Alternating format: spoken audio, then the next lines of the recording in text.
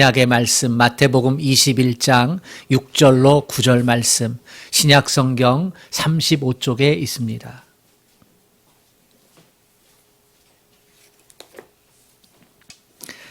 마태복음 21장 6절로 9절의 말씀 우리 다 같이 한 목소리로 합독하겠습니다. 시작. 제자들이 가서 예수께서 명하신 대로 하여 나귀와 나귀 새끼를 끌고 와서 자기들의 겉옷을 그 위에 얹음에 예수께서 그 위에 타시니 무리의 대다수는 그들의 겉옷을 길에 펴고 다른 이들은 나뭇가지를 베어 길에 펴고 앞에서 가고 뒤에서 따르는 무리가 소리 높여 이르되 호산나 다윗의 자손이여 찬송하리로다 주의 이름으로 오시는 이여 가장 높은 곳에서 호산나 하더라. 아멘.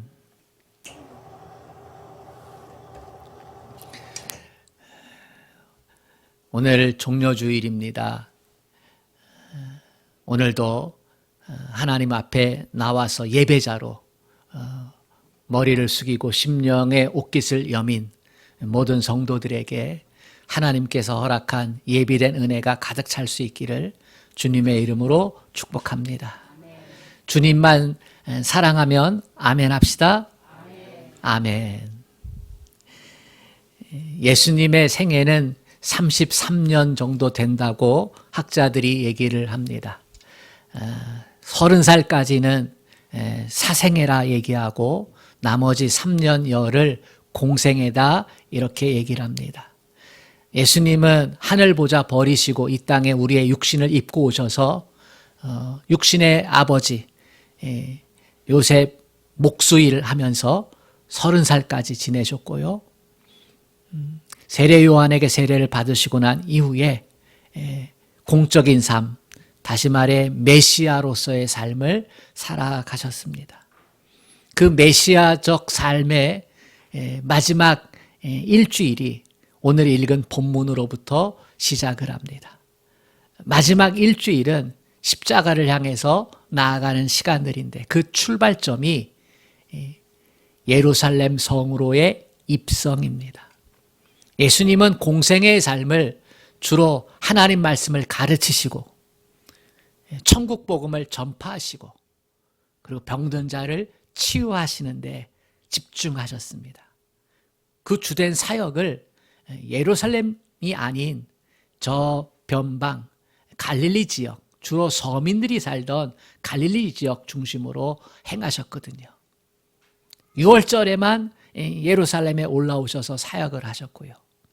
대부분은 갈릴리 지역에서 사역하셨어요. 이제 주된 지역인 갈릴리를 떠나서 예루살렘 성으로 들어오세요. 그 들어오실 때 예수님은 나귀를 타셨고요. 예수님이 성에 입성할 때에 수많은 사람들이 환영을 했습니다. 나귀 타고 들어오시는 길에 자기의 겉옷을 펴가지고 예수님으로 하여금 밟고 지나가게 했고 종려나무 가지를 흔들면서 호산나 호산나 다윗의 이름으로 오시는 이여 주의 이름으로 오시는 이여 하면서 환영을 했습니다. 이 환영하는 모습에는 두 가지의 간절한 기대와 바람이 있습니다. 하나는 사람들의 기대와 바람입니다. 왕이 되어 주십시오 하는 것입니다. 번쩍번쩍 빛나는 금으로 만든 왕관을 쓴 왕이 되어 주셔서 그래서 우리를 해방시켜 주십시오. 우리를 구원해 주십시오. 지금 이스라엘은 식민지 아닙니까? 우리도 식민지 시절을 겪어봤기 때문에 우리는 이스라엘 백성들이 얼마나 식민지로부터 벗어나기를 간절히 염원했는지를 알 수 있습니다. 정치적인 억압으로부터 자유를 얻고 싶은 경제적인 수탈로부터 부유하게 되고 싶은 그 간절한 기대와 열망을 예수님께 투영을 하면서 번쩍번쩍 빛나는 왕관을 쓴 그 왕이 되어 주십시오. 그래서 자기들이 할 수 있는 최고의 정성을 드립니다. 겉옷을 깔고 왕을 환영하는 데 쓰는 상징인 종려나무 가지를 흔들면서 소리를 치는 거죠. 호산나, 호산나, 호산나. 주의 이름으로 오시는 이여. 사람들의 간절한 기대와 바람과는 달리 하나님의 기대와 바람도 있었습니다. 그것은 메시아적 왕으로서의 입성입니다. 죄의 문제를 해결해서 하나님과 우리와의 끊어진 관계를 회복시켜주는 왕으로, 죄의 문제를 해결해 주시는 왕으로 입성하는 거지요. 번쩍번쩍 빛나는 왕관이 아니라 가시관을 쓰시는 왕으로서의 입성입니다. 예수님은요, 이 두 가지 바람 가운데 사람들의 기대와 열망을 쫓지 않습니다. 그것은 사탄 마귀의 기대와 열망과도 연결되어 있습니다. 예수님 세례 받으시고 메시아로서 회개하라 천국이 가까웠느니라 선언하실 때 그 전에 시험 받으시잖아요. 세 가지 시험. 사람들이 원하는 경제 대통령, 강력한 왕권을 가진 그러한 대통령, 그러한 왕이 되라고 하는 사탄 마귀의 시험을 거절하고, 그리고 가시관을 쓰는 것을 선택을 합니다. 그것으로 인해서 우리에게 완전한 구원을 주시려고, 일시적인 구원이 아니라 완전한 구원, 죄로부터의 구원, 인생의 수많은 문제들로부터의 구원을 주시고, 우리를 이 땅에서만 사는 백성이 아니라 하나님 나라 백성, 천국 백성으로 삼으시는 그 놀라운 은혜를 주시고자 지금 입성을 하고 있는 거예요. 그래서 이 입성은 승리의 입성이 됩니다. 사탄 마귀의 권세를 깨트리시고 우리에게 완전한 자유와 해방을 가져다 주시는, 완전한 구원의 은혜를 가져다 주시는 입성이기 때문입니다. 주님은요, 망설이지 않아요. 세상 왕이냐 아니면 하나님이 세우시는 메시아로서의 왕이냐 주저하지 않습니다.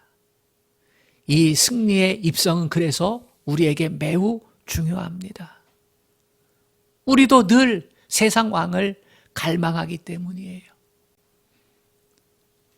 이번에 서울시장 선거를 보세요. 얼마나 우리에게 간절한 기대와 열망이 있어요. 집값이 하늘 높은 줄 모르고 높아졌잖아요. 얼마나 높아졌는지. 작년 여름부터 지금까지 대한민국 역사에서 이만큼 집값이 한꺼번에 확 뛰어버린 시절이 있었을까? 코로나 때문에 얼마나 경제적으로 힘들고 젊은이들은 취업하기 힘들어요. 먹고 사는 문제인데. 그러니까 이 문제를 해결할 시장을 뽑자, 이런 열망들이 지금 불타오르고 있잖아요. 우리에게 구원은 늘 필요하거든요.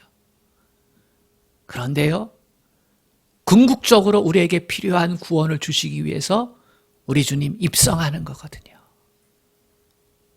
우리의 영적인 무지를 깨트리고 하나님과 화목해야만 행복할 수 있다고 하는, 천국 백성 되어야만 궁극적인 행복이 주어질 수 있다고 하는, 천국 백성이 되어야 이 땅에서의 삶도 질서를 갖게 되고 결국은 행복할 수 있다라고 하는 진짜 행복의 길을 열어주시는 입성이거든요.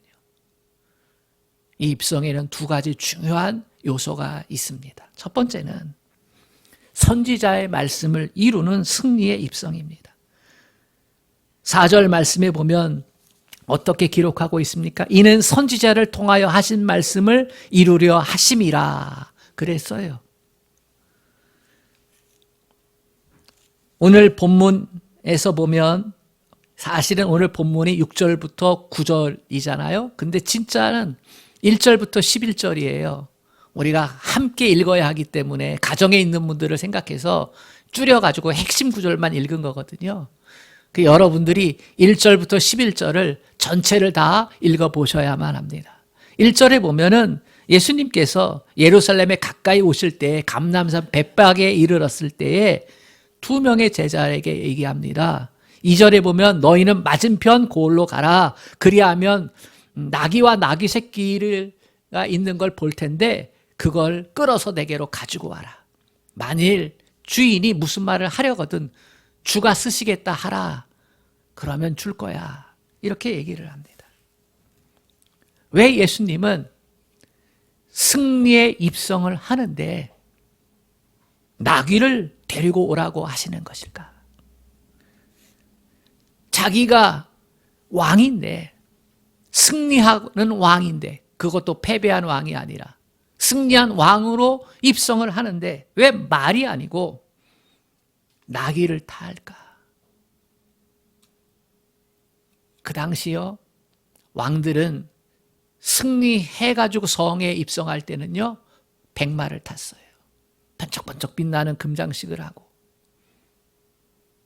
그렇게 타야 자기 과시도 되고, 사람들한테 멋져 보이고, 자기 입지를 확고히 하는 계기로 만들 수도 있고, 정치적인 입지가 그로 인해서 모든 사람들이 환호를 받으면서, 와, 승리를 주는 왕. 그러면서 권력이 집중되잖아요.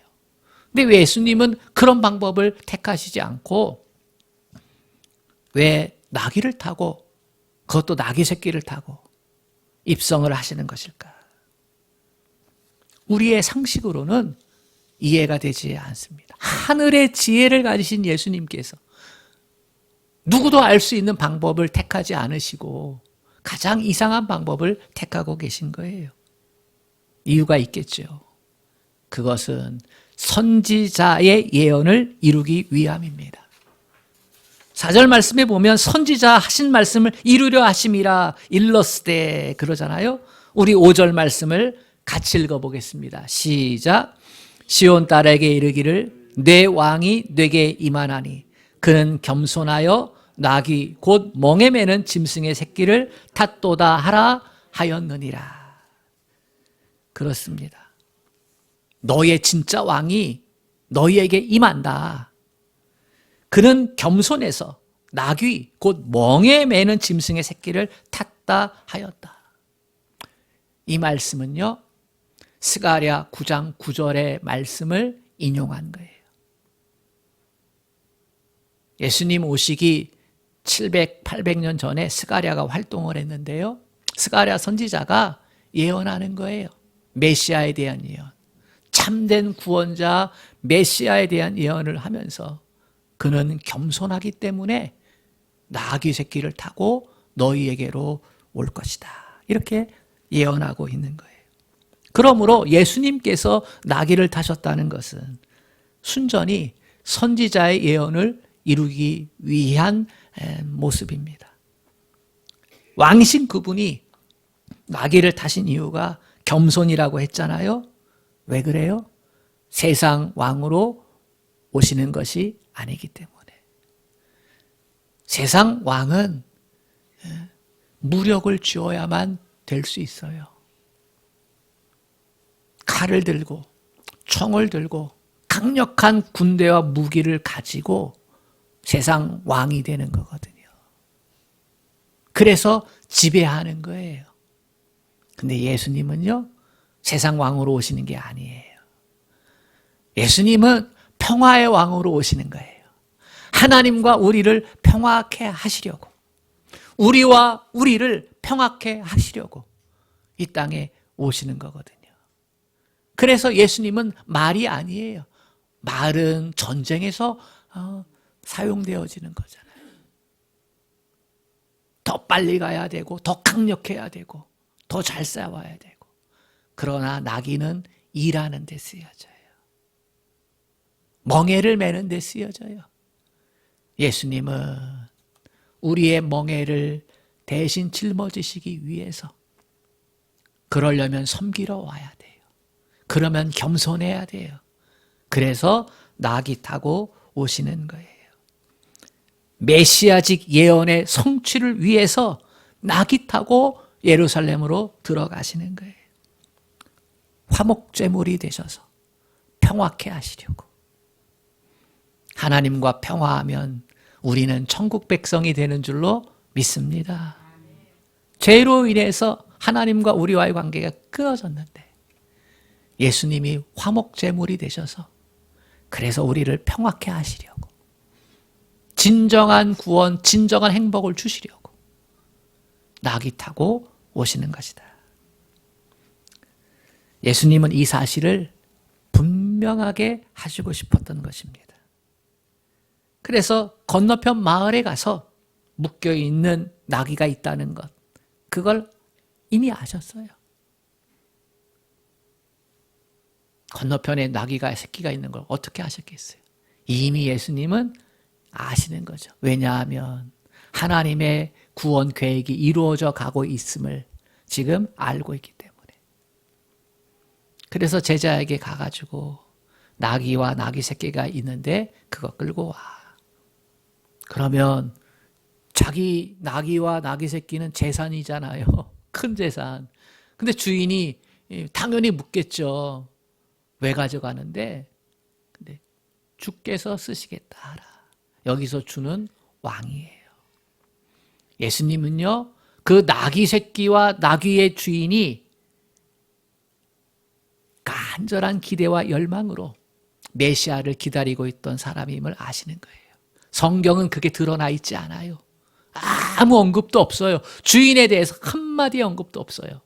그러나 알고 있다라고 저는 생각해요. 이 시대의 아픔을, 이 나라 이 민족의 고통을, 진짜 고통은 식민지의 고통이 아니라는 거예요. 정치적인 자유가 없고 경제적인 자유가 없고 이게 진짜 고통이 아니라 하나님을 떠난 고통이 진짜 고통임을, 하나님과의 관계가 회복되어지지 않은 고통임을 아는 사람이 그게 나귀의 주인이라고 생각해요. 그래서 그는 구약의 선지자의 예언들을 아마도 살펴보았을 것이고 그 예언에 따라서 오신 분이 예수님이라는 사실을 믿고 있음이 확실해요. 세례 요한도 얘기했잖아요. 보라, 세상 죄를 지고 가는 하나님의 어린 양이로다. 그렇기 때문에 그가 끌고 가려고 할 때에 주가 쓰시겠다 하라. 그 말에 아낌없이 그 마음에 간절한 기대와 염원을 담아서 수많은 사람들이 세상 왕을 꿈꾸며 호산나 호산나 할 때에 아마도 이 나귀 주인만은 하나님의 기대와 열망과 바람을 알고 순전히 자기의 재산 목록 1호를 내놓았을지 않을까. 아마도 그랬을 거예요. 그 준비된 모습을 예수님이 아셨을 거예요. 그래서 콕 집어 얘기하는 것이죠. 건너편 마을로 가. 그럼 마을에 나귀와 나귀 새끼가 같이 묶여 있는 집이 있을 거야. 그 집 거 가지고 와. 예수님은요, 이 스가랴 예언에 이루어지는 성취를 자기가 보여주고 싶은 거죠. 그래서 자기의 입성은 세상 왕의 입성이 아니라 가시관을 쓰는 메시아의 입성임을 두고두고 가르쳐주고 싶었던 것입니다. 그러므로 이 종려주일에 우리가 이 시간 예배하면서 우리 예수님은 세상 왕으로 이 땅에 오셨던 것이 아니라 우리의 죄의 문제를 해결하시고 하나님과 우리를 화평해서 진정한 행복, 참된 행복을 주시기 위해서 오신 왕이라는 사실을 우리의 마음의 문을 열고 영접해야 될 줄로 믿습니다. 두 번째 예수님의 입성에 주목해야 할 것은 사람들이 외쳤던 호산나입니다. 앞서 가고 뒤에 따르면서 무리가 소리질러 외쳤던 호산나 다윗의 자손이여 찬송하리로다. 주의 이름으로 오시는 이여 가장 높은 곳에서 호산나 하더라. 그러면서 거듭가지를 펴고 종려나무지를 꺾어서 깔기도 하고 흔들기도 하고. 무리들이 외쳤던 호산나는요, 이제 간절히 원하오니 구원하소서, 그런 의미예요. 지금 구원하소서, 그런 의미예요. 그들이 예수를 세상 왕으로 바라보고 그렇게 되기를 원하면서 잘못된 동기와 목적을 가지고 세상 나라 왕을 삼으려고 기대하면서 찬송을 불렀지만은, 그러나 그 찬송을 주님은 그대로 놔두시는 거예요. 왜냐하면 그들의 기대와 하나님의 기대는 다르니까. 세상 사람들은 예수님을 영접하지 않아요. 메시아로. 이제 우리는 알고 있잖아요. 왜냐하면 예수님의 부활을 목도하기 때문에. 그죠? 우리의 믿음 안에는 예수의 죽으심뿐만이 아니라 예수의 부활도 자리 잡아 있어요. 아멘입니까? 그래서 우리는 아는 거예요. 우리의 외침은 그 당시 예수님을 따르던 무리들의 외침과 달라야 된다는 사실을. 그러기 위해서는 우리가 이사야 선지자의 말씀을 귀담아 들을 필요가 있어요. 이사야 53장 말씀입니다. 제가 읽어드릴게요. 이사야 53장 5절과 6절. 그가 찔림은 우리의 허물을 인함이요 그가 상함은 우리의 죄악을 인함이라. 그가 징계를 받음으로 우리가 평화를 누리고 그가 채찍에 맞음으로 우리가 나음을 입었도다. 우리는 다 양 같아서 그릇 행하여 각기 제 길로 갔거늘 여호와께서는 우리 무리의 죄악을 그에게 담당시키셨도다. 예수님의 찔림은 우리의 허물을 위함이다. 허물은요, 모르고 지은 죄예요. 모르고 지은 죄. 모르고 지었지만 죄는 죄예요. 그 죄값을 치러야 돼요. 무지도 죄다라고 하는 사실을 아십니까? 모르고 짓는 죄도 죄는 죄예요. 거기에도 죄값이 따라요. 예수님의 찔림은 우리가 지은 모르고 짓는 죄에 대한 거예요. 하나님을 떠났다라는 사실을 모르는 죄. 우리 자신이 죄인으로 태어났다는 것을 모르는 죄.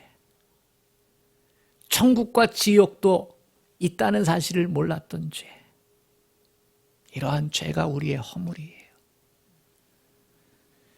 그가 상함은 우리의 죄악을 인함이라. 알고 짓는 죄. 주님이 상하신 것이 이 죄의 값을 치르는 거예요. 그가 징계를 받음으로 우리가 평화를 누렸다.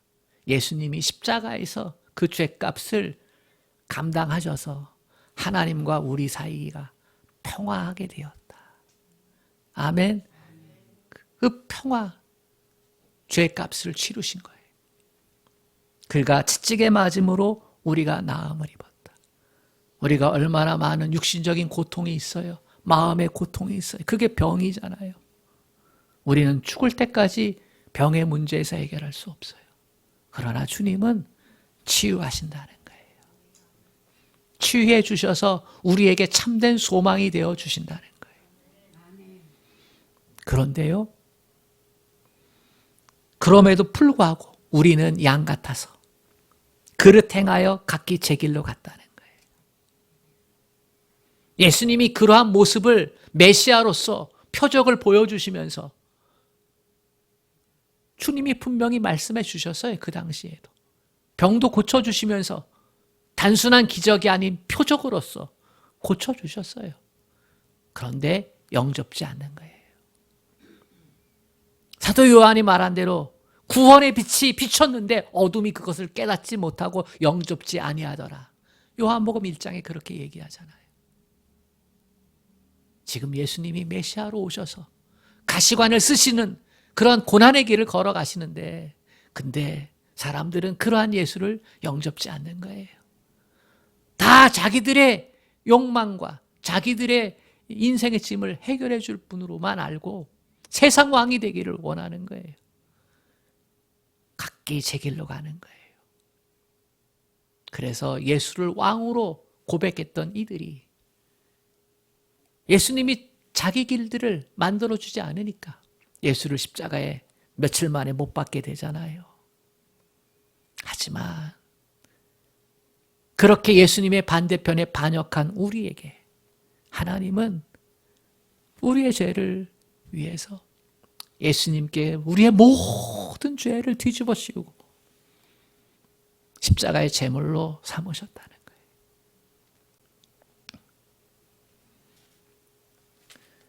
우리는 그 사실을 알아요. 그래서 오늘 종려주일에 예수님의 입성은 우리에게 세상 왕이 아닌 우리의 구원을 위한 메시아적 사명을 감당 가시관을 쓰신 왕으로 우리 마음 가운데 모셔드려야만 합니다. 그리고 우리도 호산나 해야 됩니다. 세상 사람들의 기대와 열망을 가지고 호산나 하지 말고 하나님의 기대와 바람을 가지고 하나님을 떠나서는 참된 행복이 없다는 사실을 깨달은 우리가 이사야의 예언대로 찔리고 상하고 징계받고 채찍에 맞는 그 예수를 향해서 호산나 해야 되는 줄로 믿습니다. 같은 음성, 같은 의미지만 그러나 내용이 달라요. 호산나 하는 그 사람들의 위치가 달라요. 우리의 호산나는 어떤 호산나여야만 합니까? 정치적인 자유를 위해서, 경제적인 독립을 위해서 그렇게 호산나. No. 그거 아닙니다. 호산나 하면서 우리는 짧게 두 가지를 생각합시다. 첫 번째는 왕으로 오시는 주님을 찬양할 수 있기를 바랍니다. 내 인생 내가 주인이 아닙니다. 세상 살면서 민주주의 되면서 내 인생은 내 거라고 이렇게 우리가 배웠습니다. 그게 인간을 향한 가장 최고의 존중이지요. 인권, 내 인생은 주인은 나야. 이렇게요.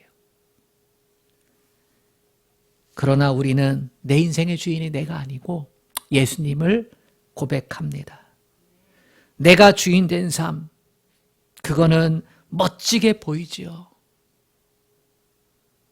그거보다 더 멋진 말이 어디 있어요? 내 인생은 나의 거. 그죠? 네가 하고 싶은 대로 해. 그러나 여러분, 내 인생이 내 거여서 내가 하고 싶은 대로 해도 불안이 사라집니까? 두려움이 사라집니까?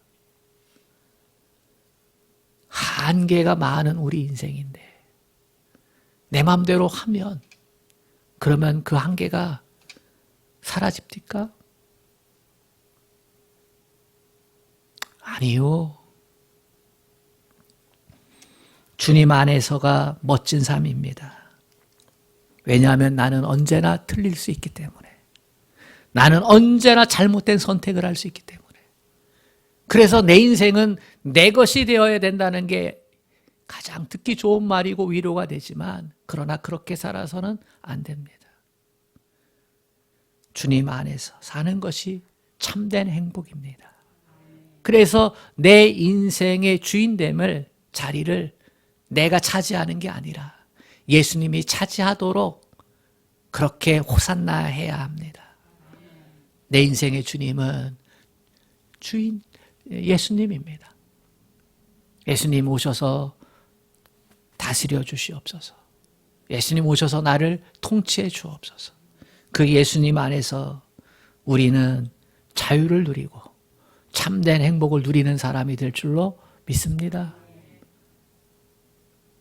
자기 인생이라고 붙잡고 낑낑대지 마세요. 그것만큼 힘들고 그것만큼 고통스러운 게 없어요. 주님 오셔서 내 능력이 되어주시고, 주님 오셔서 내 지혜가 되어주시고, 주님 오셔서 내 선택이 되어주시고, 그렇습니다. 주님 안에서 내 인생이 반짝반짝 빛나기를 소망하십시오. 그러면서 호산나 할 수 있기를 축복합니다. 주님이 내 주인이 된다는 것은 내가 주님의 노예가 된다는 게 아니에요. 주님의 은혜 안에서 자유인으로 살아가는 거지요. 주님의 그 법 아래서, 천국의 법 아래서 가장 행복하게 살 수 있는 겁니다. 두 번째로 호산나 하면서 우리가 생각해야 될 것은 구주로서의 호산나입니다. 예수님이 구주시다. 예수님은 우리를 죄에서 구원하신 유일한 분입니다. 아멘. 세상 사람들이 기독교를 비판할 때에 예수 믿는 사람을 보면요, 인품도 별로야. 지식도 별로야. 실력도 능력도 별로야. 그런데 예수 믿고 구원받았다고. 이거 뭔가 이상한 거예요.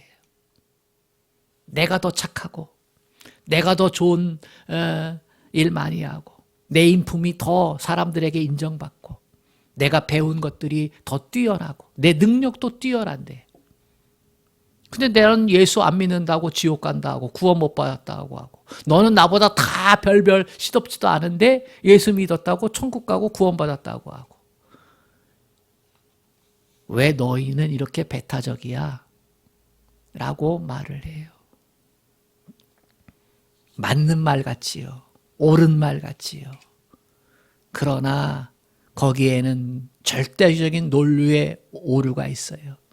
그건 뭐냐면 내가 똑똑해도 죄의 문제는 해결할 수 없다는 거예요. 내가 능력이 있어도 죄의 문제는 해결할 수가 없어요. 내가 아무리 착하고 인품이 뛰어나도 죄의 문제는 해결할 수 없어요. 죄의 문제는 죄 없으신 분만이 해결할 수 있는 거예요. 예수님은 죄 없으신 분이잖아요. 이걸 또 이해를 잘 못하는 분이 있어요. 이렇게까지 설명했는데도. 그러면 이렇게 생각해 봅시다. 빚쟁이가 빚쟁이의 빚을 감당할 수 있나요? 우리는 다 똑같이 빚쟁이에요. 죄의 빚을 졌어요, 하나님께. 내가 아무리 착하고 많이 지식을 알고 그래도요, 빚을 해결해 줄 수 있는 능력이 없어요. 스스로도 해결을 못해요. 빚 없는 사람만이 빚을 해결해 줄 수 있어요. 죄 없는 분만이 죄의 값을 치루어 주실 수가 있어요. 죄의 싹은 사망이라 했는데 그 값을 누가 치를 수 있겠어요? 다 죽어서 지옥 가는데 그 값을 누가 치를 수 있겠어요? 스스로도 안 되고 부모님도 안 되고 돌을 닦았던 사람들도 안 되고 수조 수천억을 가져도 안 됩니다. 그래서 하나님이 선택하신 방법이 예수님이에요. 죄 없으신 분이 우리의 죄값을 치루어야 우리가 죄로부터 자유를 누리고 하나님과 화평하게 되니까. 그래서 유일한 구원자는 예수님일 수밖에 없는 거예요. 아멘. 사람들한테 얘기해 주세요. 이렇게 논리적으로 영적인 지혜를 가지고 예수님이 왜 유일한 구원자가 되셔야만 하는지,